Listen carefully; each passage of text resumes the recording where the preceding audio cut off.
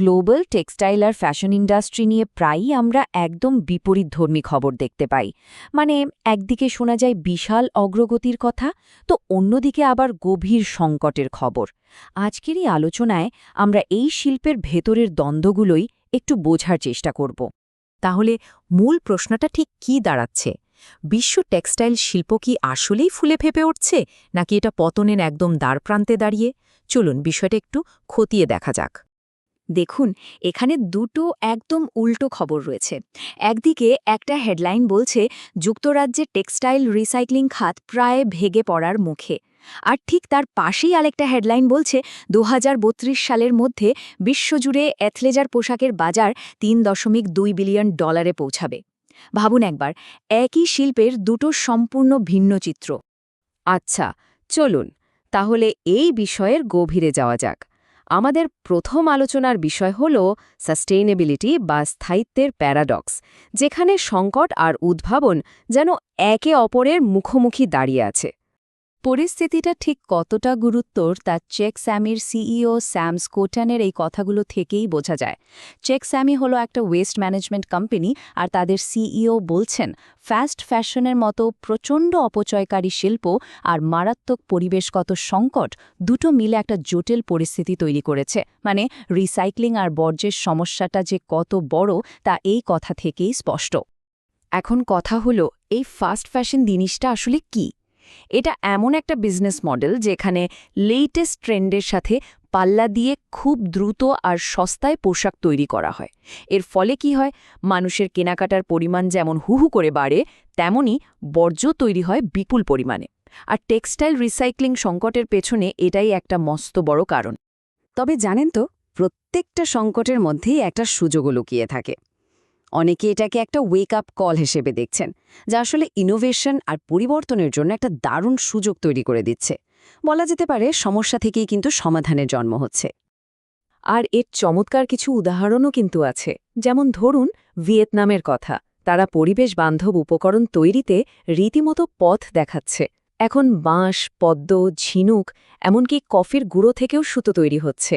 ব্যবহৃত প্লাস্টিকের বোতল আর কফির গুঁড়ো দিয়ে তৈরি এই হাইটেক সুতোর কাপড় নাকি দুর্গন্ধমুক্ত, খুব তাড়াতাড়ি শুকিয়ে যায়, আবার সূর্যের ক্ষতিকারক রশ্মি থেকেও বাঁচায়। দারুণ না ব্যাপারটা? আর এই যে পরিবেশবান্ধব উদ্যোগ, এর পেছনে শুধু সদিচ্ছাই আছে তা কিন্তু নয়। এর সাথে জড়িয়ে আছে বিশাল আর্থিক সম্ভাবনাও। একটা ধারণা করা হচ্ছে যে ২০৩০ সালের মধ্যে বিশ্বজুড়ে সাস্টেনেবল ফ্যাশন বাজারের মূল্য $৩৩ বিলিয়ন ছাড়িয়ে যাবে। এই বিশাল অঙ্কের টাকাই কিন্তু ইনোভেশনকে আরও দ্রুত এগিয়ে নিয়ে যাচ্ছে। চলুন এবার পরের অংশে যাই।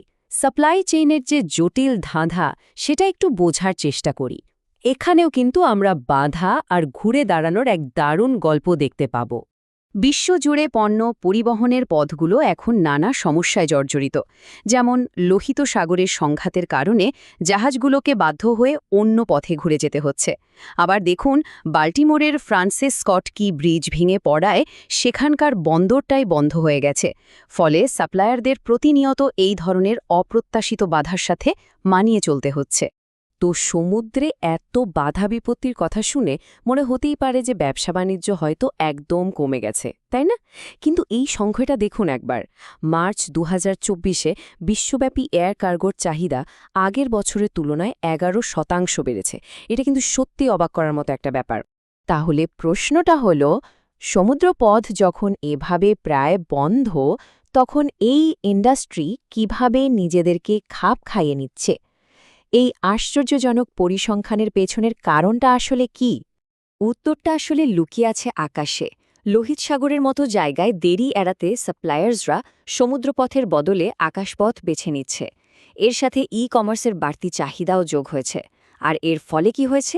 এয়ার ফ্রেট ইন্ডাস্ট্রি বছরের প্রথম কোয়ার্টারে অপ্রত্যাশিতভাবে লাভবান হয়েছে, যা এই শিল্পের ঘুরে দাঁড়ানোর ক্ষমতার একটা দারুণ প্রমাণ দেয়।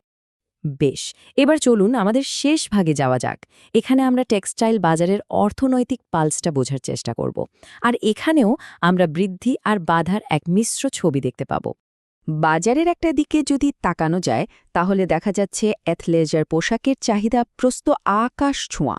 2022 সালে এর বাজার মূল্য ছিল $2 বিলিয়ন, আর ধারণা করা হচ্ছে যে 2032 সালের মধ্যে এটা $3.2 বিলিয়ন পৌঁছাবে। এটা নিঃসন্দেহে বাজারের একটা শক্তিশালী দিক।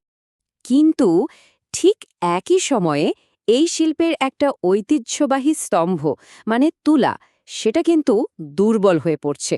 মার্কিন তুলার রপ্তানি বিক্রি আগের সপ্তাহের তুলনায় 4% কমে গেছে। তার মানে একদিকে নতুন ধরনের পোশাকের চাহিদা বাড়ছে, তো অন্যদিকে কাঁচামালের বাজার সংকুচিত হচ্ছে। এই টেবিলটা দেখলে পুরো ব্যাপারটা আরও পরিষ্কার হবে। একদিকে আছে ভালো খবরগুলো, যেমন ভারতের অর্থনীতির পূর্বাভাস বাড়ছে, এশিয়ার অন্যান্য উন্নয়নশীল দেশগুলোও ভালো করছে। এর মানে হলো মানুষের কেনার ক্ষমতা বাড়তে পারে। অন্যদিকে খারাপ খবরগুলো কিন্তু কম নয়, যেমন বিশ্ব বাণিজ্য সংস্থা আন্তর্জাতিক বাণিজ্যের গতি কমার পূর্বাভাস দিয়েছে, ইউরোপের সুদের হার বেশি থাকায় অর্থনৈতিক অবস্থা ধীর হতে পারে, আর বিশ্বজুড়ে চাহিদা কম থাকায় তুলার মতো কাঁচামালের দামও কমছে। তো এই সব তথ্য একসাথে করলে আমরা কি দেখতে পাই?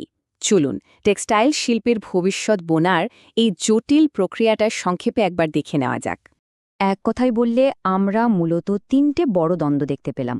প্রথমত, সাস্টেনেবিলিটির ক্ষেত্রে বর্জ্যের সংকট সবুজ উদ্ভাবনকে আরও উৎসাহিত করছে। দ্বিতীয়ত, সাপ্লাই চেনে নজিরবিহীন বাধা আসা সত্ত্বেও ইন্ডাস্ট্রিটা আশ্চর্যজনকভাবে ঘুরে দাঁড়াচ্ছে। আর তৃতীয়ত, বাজারের নতুন খাতের শক্তিশালী বৃদ্ধির পাশাপাশি ঐতিহ্যবাহী খাতগুলো কিন্তু দুর্বল হচ্ছে। কাজেই পরেরবার যখন কেউ পোশাক কিনতে যাবেন, তখন তিনি কোন গল্পের অংশ হবেন? সংকটের গল্পের নাকি উদ্ভাবনের? এই যে বৈশ্বিক প্রবণতাগুলো, এগুলো কিন্তু আমাদের ব্যক্তিগত পছন্দের সাথে সরাসরি যুক্ত, আর এটাই আমাদের আরও বেশি করে ভাবতে উৎসাহিত করে।